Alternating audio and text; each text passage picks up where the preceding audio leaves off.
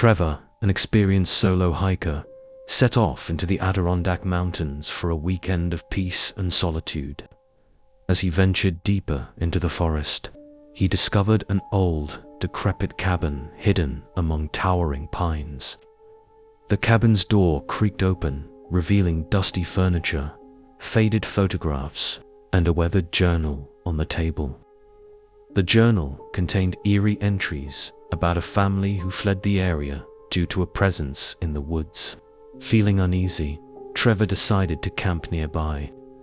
That night, he awoke to faint whispers and the sound of footsteps circling his tent. He glanced toward the cabin and saw its windows glowing faintly, but no one was inside. The next morning, the cabin was gone its location, replaced by dense, unmarked wilderness. When Trevor reported this to park rangers, they told him no structures existed in that part of the forest. To this day, Trevor avoids hiking alone, convinced that something sinister lingers in the Adirondacks. 4 college friends planned a weekend hike in the Great Smoky Mountains, excited to explore its remote beauty. They camped in an isolated valley as the sun set behind the mountains. That evening, they heard distant whistling.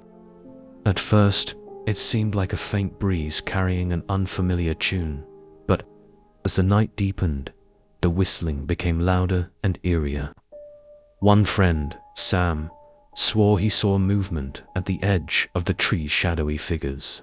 Watching them, panicking, they decided to stay awake, but around midnight, their fire inexplicably died, and the whistling grew unbearable.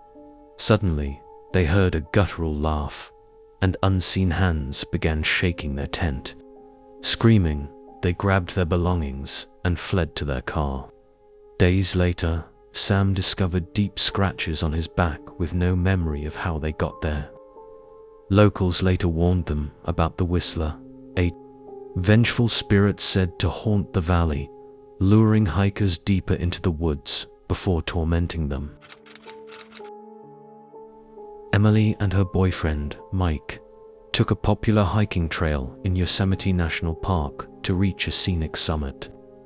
Along the way, they encountered an older hiker who seemed oddly out of place, wearing outdated gear and warning them not to take a certain path near the summit, calling it cursed. Dismissed his warning, but as they continued, they felt an oppressive silence. Emily began seeing fleeting glimpses of the older hiker watching them from a distance. When they turned back to find him, he had vanished.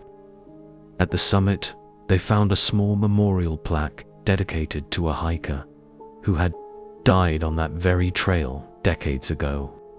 The plaque's photo showed the man they had spoken to earlier. Shaken, they hurried down the mountain. That night, Emily had vivid nightmares of the man beckoning her back to the summit. Rangers later confirmed the man's death, but said hikers occasionally report sightings of his ghost, seemingly protecting others from the same fate.